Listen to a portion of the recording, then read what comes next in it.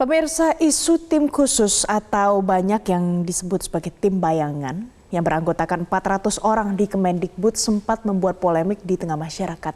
Mendikbud Nadiem Makarim pun sudah meralat pernyataannya di forum PBB di Amerika Serikat tersebut untuk menyoroti urgensi dari tim khusus ataupun vendor yang disebut oleh Menteri Nadiem Makarim dalam pengembangan pendidikan di Indonesia. Kita akan berbincang dengan Direktur Eksekutif Yayasan Sukma sekaligus praktisi pendidikan Ahmad Baidowi AR. Selamat pagi, salam sehat Pak Baidowi. Pagi Pak Baidowi. Selamat pagi, salam sehat. Salam sehat Pak Baidowi. Tadi kita sudah bersama-sama mendengarkan pernyataan dari Mas Menteri begitu ya Pak Baidowi terkait dengan 400 orang yang tergabung dalam yang awalnya disebut sebagai organisasi bayangan kemudian diralat nih sebagai vendor. Nah, kalau dari kacamata Pak Baidowi, apakah realitas pendidikan di Indonesia itu memang betul-betul butuh kehadiran dari 400 orang yang tergabung atau yang disebut sebagai vendor ini, Pak Baidowi? Nah, ini pertanyaannya menarik ya. Ada kata kuncinya itu. Apakah kita membutuhkan itu? Satu, setahu saya dalam beberapa kali RDP ya, rapat dengan pendapat maupun rapat kerja gitu dengan Komisi 10 DPR itu, rasanya hal ini belum pernah diungkapkan. Jadi ini soal komunikasi menurut saya ya. Jadi belum pernah ada terdengar itu 400 sampai 400-an tim bayangan yang disebutnya sebagai vendor, mirroring dan lain sebagainya. Ini soal istilah ya. Jadi ini tentu saja akan menimbulkan banyak pertanyaan di masyarakat, terutama di user. User ini kan ya guru, ya murid, ya orang tua. Ini sebetulnya apa? Itu yang pertama. Yang kedua, saya kira karena Nadiem tidak menjelaskannya, ini bagian dari roadmap secara utuh, secara keseluruhan dari awal ya, sejak dia memegang tampuk Kemendikbud Ristek ini. Seandainya dia mengatakannya sejak awal dan tidak mengatakan ini di Amerika gitu, mungkin orang akan berpikir lain, oh itu sudah diketahui publik. Yang jadi pertanyaan kita kan misalkan loh, kenapa misalkan orang di DPR saja kok kaget gitu dengan statement itu bahwa ada shadow organization. Saya sendiri juga kaget gitu. Shadow organization. Lah ini sebetulnya ingin seperti apa? Itu yang pertama. Yang kedua, betul, apakah kita butuh? Nah, itu seharusnya dimasukkan dalam semacam roadmap dulu. Apa sih sebetulnya kebutuhan-kebutuhan yang perlu digitalisasi begitu untuk aspek pendidikan ini? Itu kan belum pernah dipaparkan secara detail tuh kepada publik. Baik. Ya kan? Nah, ini menurut saya ini juga penting supaya kita bisa lihat ini sebetulnya untuk kebutuhan siapa ini digitalisasi, siswa, guru, orang tua, birokrasi dan lain sebagainya. Karena kan ada banyak stakeholder ya. Nah, saya kira itu perlu diperjelas dulu gitu. Baik, Pak Baidowi, ada banyak dirjen, ada 5 dirjen, ada 5 staf khusus juga, kemudian ada sekian banyak ASN di Kemendikbud. Kalau ada lagi vendor tambahan seperti ini, apa fungsi bisa tidak jadi tumpang tindih begitu? Nah, itu yang kita pertanyakan. Tumpang tindih itu pasti ya, karena gini, Nadiem mungkin tidak membaca secara persis tupoksi setiap dirjen, tupoksi setiap direktur, tupoksi setiap kasubdit. Saya kira kalau dia membaca itu, maka dia akan dengan sadar melihat kebutuhan struktur itu ya harus dibenahi terlebih dahulu. Mungkin kapasitasnya dan lain sebagainya ya. Jadi tumpang tindihnya pasti nanti dalam hal komunikasi nih ya. Jadi meskipun dia menyebutkan vendor ini di bawah Telkom, sekali lagi saya katakan bahwa ya nggak mungkin menempatkan orang-orang di luar kementerian itu menjadi bagian dari kerja-kerja hariannya Kemendikbud. Padahal dia kan sudah dibantu oleh banyak sekali. Nah, saya dengar juga katanya beberapa dirjennya ini di PLT kan. Nah, itu kan menurut saya belum selesai. Misalnya Dirjen Dikti itu sampai sekarang masih PLT. Ya. Kalau nggak salah Dirjen Guru juga masih PLT. Beberapa direktur masih PLT. Lah ini persoalan internal harusnya diselesaikan dulu dan menurut saya Nadiem ini harus membaca dulu tupoksi setiap dirjen itu apa. Oke. Bisa pas nggak misalkan dengan gagasan dia dengan GovTech-nya ini, ya kan? Dia punya data nggak soal masalah-masalah yang lebih kompleks sebetulnya yang terjadi di dunia pendidikan kita. Nah, menurut saya ini harusnya dibaca dulu, ditelaah dulu, mungkin dia harus ada tim khusus bukan untuk GovTech-nya menurut saya. Analisis dulu semua struktur, semua perundangan yang ada di Kemendikbud itu, kemudian dia paparkan di mana kelemahannya. Nah ini menurut saya belum pernah dilakukan sama dia. Tiba-tiba dia datang dengan isu baru misalkan, dengan wacana baru soal teknologi dan lain sebagainya. Itu menurut saya itu sih yang paling harus kita perhatikan. Bisa jadi itu goyang tumpang tindihnya itu bisa jadi karena di situ tumpang tindih dan tidaknya itu kan karena memang ada kepentingan ya. Kalau dia bilang mirroring, jelas antara mirror dan orang juga pasti punya kepentingan sendiri-sendiri itu. Kepentingan apa Pak Baidowi sebetulnya yang Anda baca di sini? Gimana? Kepentingan, tadi Anda katakan kepentingan, ada kepentingan begitu ya. Kepentingan apa yang Anda baca di sini? Perkiraan Anda seperti apa? Lah iya, menurut saya Nadiem kan di otaknya kan cuma ada urusan bagaimana mendigitalisasi pendidikan. Dia banyak sekali punya vendor. Kita nggak tahu keuntungan dari vendor itu cuannya kayak apa itu dan gimana distribusinya itu. Ya kan, kalau itu digunakan oleh 144.000 sekolah, digunakan oleh lebih dari 30 juta siswa. Things, menurut saya. Loh ini harus dipertanyakan, anggota DPR juga harus mempertanyakan, jadi yang 400 orang itu ngapain dan membuat desain apa gitu, untuk kepentingan stakeholder yang mana. Nah ini kan belum pernah dijelaskan. Terus bagaimana nanti cara kerjanya? Apakah dengan menyedot dana BOS itu kalau orang mendownload aplikasi itu kan ada kepentingan menurut saya. Nah ini kan harus dibuka dong, diungkap kepada publik. Jangan dia kalau saya sih agak kasar mengatakan jangan-jangan dia melihat pendidikan ini seperti pelayanan Gojek gitu. Apa-apa nanti ada gago-gagonya gitu. Go Edu, go Teacher, dan lain sebagainya. Nah ini kan perlu kita pertanyakan kalau menurut saya gitu. Baik. Ya kan? Pak Baidowi, ada satu hal yang menarik untuk kita simak pernyataan dari Menteri Nadiem ketika RDP dengan Komisi 10 DPR RI ya, ketika ia mengatakan mirroring begitu ya. Mirroring dia bisa bilang, oh Dirjen ini berarti ada mirroringnya di aplikasi atau di teknologi GovTech ini. Gitu. Nah, ini berarti Anda baca ada distrust dari Menteri Nadiem terhadap para dirjen yang ia miliki sekalipun itu PLT? Ya itu kelihatan sekali, PLT itu kan tanda distrust menurut saya. Jangankan ada mirror. Artinya dia kenapa nggak cepat menyelesaikan struktur di internalnya dulu. Telaah dulu itu tupoksi masing-masing struktur itu sudah dilakukan atau belum. Sudah dilakukan dengan baik atau belum. Menurut saya keterburu-buruan Nadiem itu karena ini asumsi saya saja ya, mungkin saya salah. Dia tidak terlalu membaca tupoksi dirjen tuh, tidak terlalu membaca tupoksi direktorat tuh. Karena kalau seorang menteri tidak menguasai direktorat dan kedirjenan itu secara persis, apakah tupoksinya itu berhubungan langsung dengan RPJMN yang ditetapkan oleh pemerintah, nah itu patut dipertanyakan itu. Baik. Ya kan? Nadiem bisa diuji dalam aspek itu.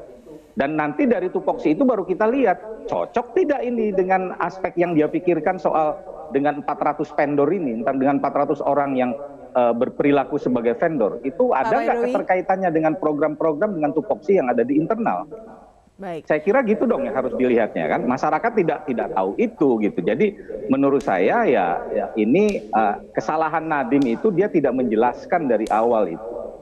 Saya kira kalau dia paham soal struktur, dia paham soal tupoksi, mungkin dia nggak akan sembarangan ya melakukan apalah namanya mirroring dan lain sebagainya. Pak Baidowi, itu menurut saya.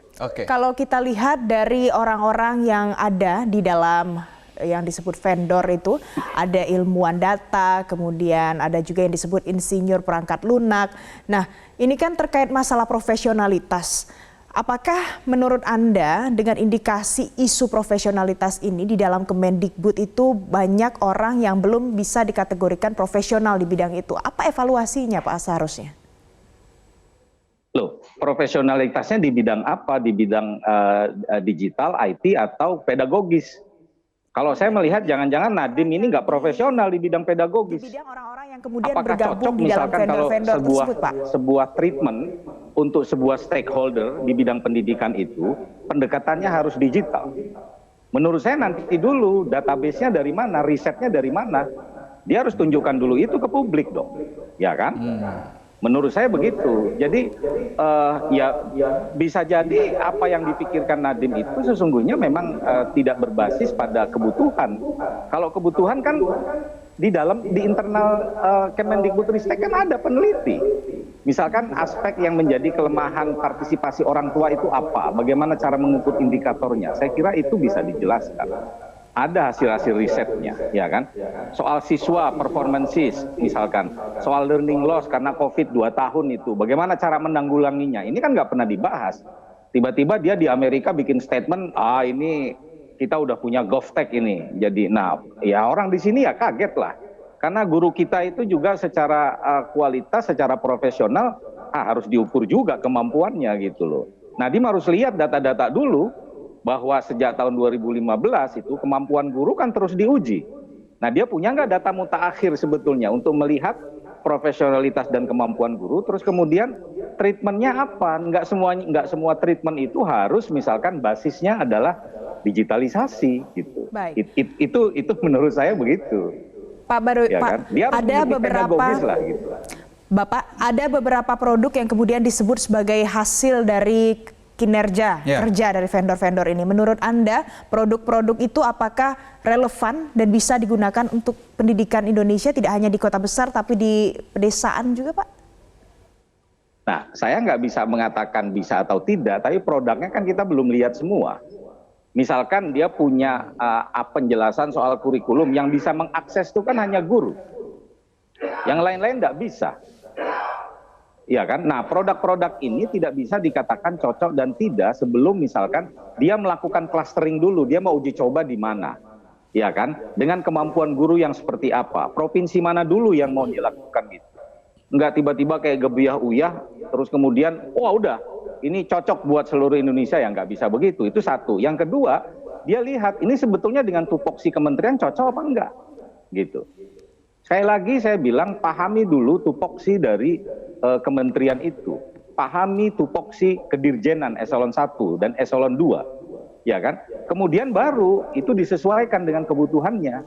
Kalau ada yang mau diubah, diubah dulu. Lah menurut saya kalau seandainya Nadiem itu membuat program di luar dari tupoksinya, tupoksi dirjennya, di tupoksi direktoratnya, menurut saya itu pelanggaran. Gitu. Oke. Ya kan? Apalagi kalau tidak cocok dengan RPJMN, mari kita bedah begitu.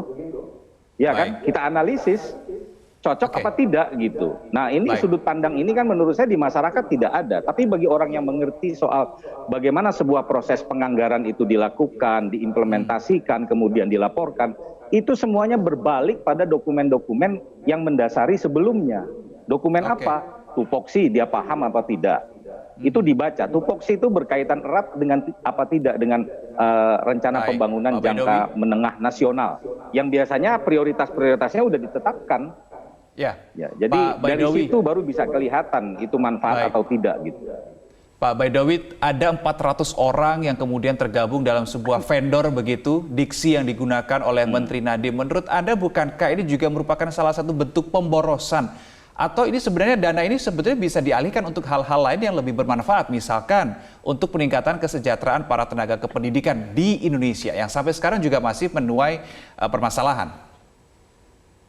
Nah, itu yang menjadi pertanyaan publik kan. Jadi kita kan tidak tahu mirroring ini dalam pengertian apakah dia menggunakan APBN atau dia menggunakan misalkan modalnya dari Telkom. Dia sebutkan semua vendor itu kan rumahnya di Telkom. Ya, menurut saya Komisi 10 panggil aja Telkomnya. Apa saja yang dilakukan? Ya kan? Dibedah aja itu menurut saya. Penggunaan sumber anggarannya dari mana? Gitu. Kalau itu kelihatan kan menurut saya publik jadi paham. Oh, maksudnya begini ya. Mungkin ini free trader gitu. Jadi sebuah aplikasi, sebuah program dibuat, ya sudah kalau orang mau pakai ya silakan download, kalau tidak ya nggak ada masalah. Tapi kalau dengan kata lain mirroring itu kan artinya ada kebutuhan orang yang berkacanya. Gitu kan. Misalkan ada Dirjen Pendidikan PAUD sampai dasar menengah. Itu kan banyak sekali kompleksitas stakeholdernya di situ. Ada orang tua, ada murid dari PAUD sampai SMA. Itu jumlahnya kan jutaan. Pertanyaannya apa kemudian setelah itu akan ada surat edaran untuk menggunakan aplikasi tertentu berdasarkan apa ukurannya gitu. Apakah ukurannya ini karena sudah pernah diuji coba secara publik? Lah ini kan kita belum pernah dengar. Siapa yang udah menggunakannya? Berapa lama menggunakannya? Hasilnya bagaimana? Kan harus kita Pak tahu Baidowi, dulu. Iya kan? kemarin Menteri Nadiem sudah memberikan penjelasan lebih lanjut di DPR. Menurut Anda kalau sudah memberikan penjelasan, apalagi evaluasinya tuh harus seperti apa yang dikerjakan oleh pemerintah terkait hal ini? Ya, saya kira jawab saja semua pertanyaan-pertanyaan publik yang meragukan itu. Terminologi yang digunakan, apakah dia shadow organization ataupun mirroring, itu kan sekali lagi penjelasannya harus ditarik, ya kan, kepada tupoksi dari kedirjenan. Ini kita lihat misalkan kita sisir 400 vendor itu bidangnya apa aja, yang dibuat apa saja, kemudian itu dia dimirrorkan ke direktorat mana, ke dirjen mana, ya kan? Terus kita validasi misalkan dengan tupoksinya. Ini betul nggak nih cocok nih? Ada kebutuhan dari tupoksi setiap dirjen. Kan gampang sekali. Itu kalau anggota DPR menelusuri dari situ itu wah menurut saya luar biasa. Tapi pertanyaannya lagi-lagi anggota DPR kita paham apa tidak soal itu? Ya kan? Jadi kebutuhan itu menurut saya harus sesuai dengan lingkup kerja yang ada di Kemendikbudristek. Jangan melakukan inovasi misalkan membuat diksi baru, membuat jargon baru, tetapi ini malah membuat publik juga bingung. Ini kan tradisi ini kan kerap sekali bolak-balik di Indonesia ini. Ganti menteri, ganti istilah, apa saja pendekatannya, macam-macam ya kan, terutama soal kurikulum dan lain sebagainya. Jadi ini kan membuat para user, para guru di lapangan itu kan menjadi bingung gitu, kira-kira begitu. Baik Pak Ahmad Baidowi AR, praktisi pendidikan, terima kasih sudah bergabung bersama kami berbagi sudut pandang di program Metro Pagi Prime Time hari ini. Salam sehat Pak Baidowi. Terima kasih Pak Baidowi. Salam sehat. Pemirsa jangan kemana-mana, sesaat lagi Metro Pagi Prime Time masih akan kembali untuk Anda dengan ulasan dari dunia olahraga Indonesia.